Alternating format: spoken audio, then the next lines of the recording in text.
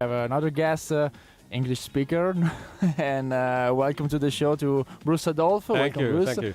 Welcome again. So, are you comfortable here? You start to. I feel very comfortable. It looks good. Okay, you Very have good. a piano in front of you, so let's put on the piano, Francesca. Okay. A piano that is working, that's the most important part. Okay, Bruce, apart from this song introduction, you are a pianist, of course, you are a composer, Si. and you're here in Padova for the seminary, The Sound of Human Rights. Yes, I gave a talk this morning on the sound of human rights, which had to do with music that, without words, that speaks about human rights and issues of politics and injustice. And I've composed some pieces about human rights. I have a violin concerto that we looked at today, where the violin is a human being, a person who has an important message, and the orchestra is society, and in some cases trying to destroy the message of the individual. So it's a kind of complex theme, and we will try to explain it based off your experience. That is a super experience because, you are a composer. You're not composing. You're composing a lot of songs in this kind of. Well, in a way, they're not songs. I mean, from the English perspective, a song has words. Okay. So these pieces are what can we say? Compositions? You could say that. Okay. You can, or just piece. It's a piece. Okay. Because the song means that it has a text, and these are pieces that don't have words.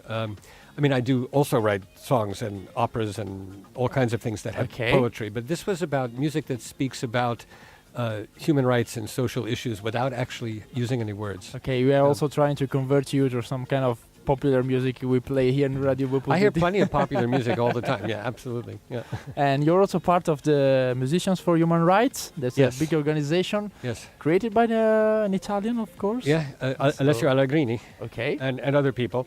But yes, that organization does have an amazing event several times a year. Musicians from all over the world come together and play for free. Of course, they have to be put up in hotels and fly. They have to take airplanes. It's very expensive. They are not only from Italy, so they're from everywhere. Okay.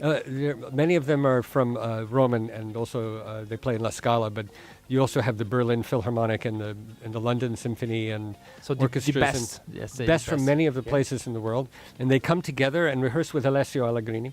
And they give concerts to raise awareness and money for human rights issues around the world. Last time we did a concert for India to raise money for shelters for battered women. And it did very well. The concerts are in Lucerne. So you are playing worldwide, traveling, and let's say giving some kind of different approach to the big super concert in the stadiums, but with the same theme, let's say human rights, and you put it on the first place. Yeah. Okay. Yes. I made also the answer. So. No, that's okay. Yeah, we do a fair amount of touring, and the issue is to raise awareness and consciousness and also money to make things happen for people who are in bad circumstances around the world. You said something about classical music, more or less, but we saw that you also choose for the seminary this morning different kind of music. Yes. Also spirituals, jazz music. Yeah. In which way you can combine them, speaking about human rights? Well, I picked pieces that have human rights history. For example, there's a piece by Duke Ellington that I played, which is called Black and Tan Fantasy. And when Duke Ellington played in the United States, in the 20s and 30s, he played in a place called the Cotton Club, and the Cotton Club was designed to look like a plantation with slaves and things like that, and black musicians would perform, but they were not allowed to be in the audience. The audience was white. Well, just like a circus, let's say, with people on stage playing, but you're not allowed to listen. I don't know. Is that true of a circus? Yeah, no. It's like more or less they're putting them just here for playing. I see what you mean. I see. Yes.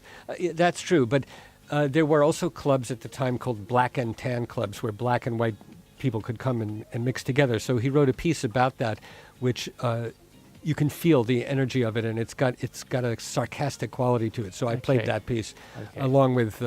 I played some music by U.B. Blake because he was a jazz player, mostly ragtime, who has a show that he wrote many years ago, and he's dead now, but the show is on in New York now, called Shuffle Along. It was the first all-black show ever produced.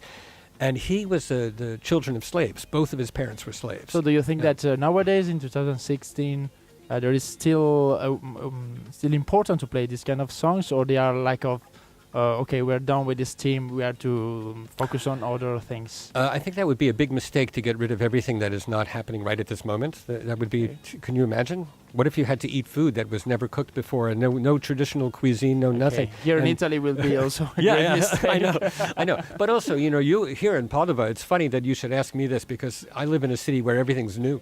Okay. And here you're surrounded by ancient things and the Renaissance and the statues, and you grow up with all this beautiful stuff from the past. And history of mankind is actually very short. And the older you get, you realize how short life is. And so getting rid of anything of quality is a bad idea. You should keep it, just collect everything. And the music you're listening to now in 10 years, why wouldn't you, should we throw it all away? I don't know. No, okay. No, it's good to keep hold of everything that has value.